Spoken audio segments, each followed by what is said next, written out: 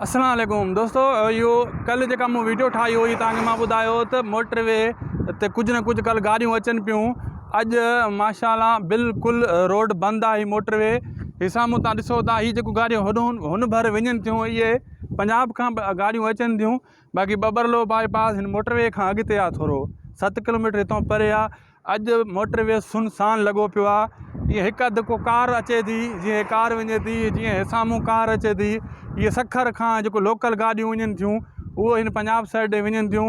बाक़ी बबरले बाईपास ते जेको वकीलनि रस्तो बंदि कयो आहे, कल्ह खां 24 कलाकनि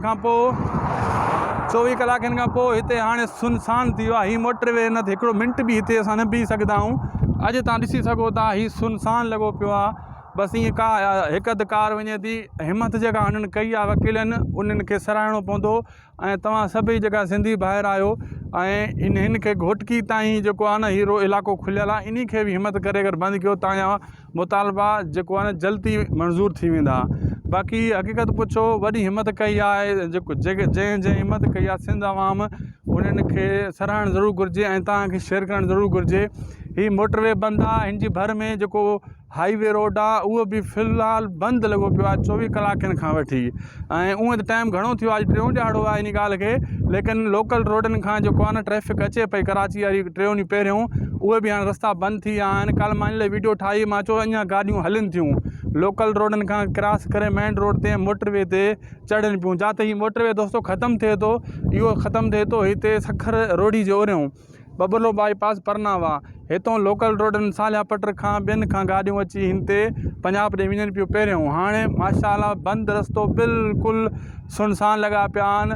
बेनज़ीर जे टाइम बि ईअं रस्ता बंदि थी विया हुआ, वरी हाणे थिया आहिनि। साॻी हालत लॻी पई आहे माशाअल्लाह।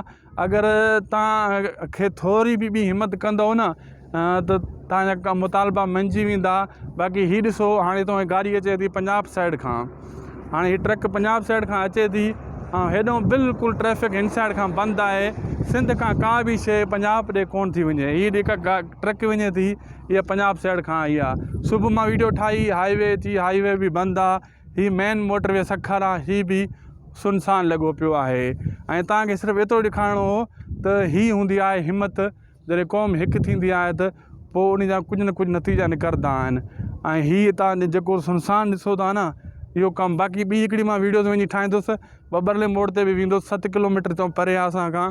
उते रस्ता बिल्कुलु बंदि आहिनि, उते छा सूरत हाल आहे तव्हांखे उहो बि ॾेखारींदुसि। असांखे ॾींदा इजाज़त।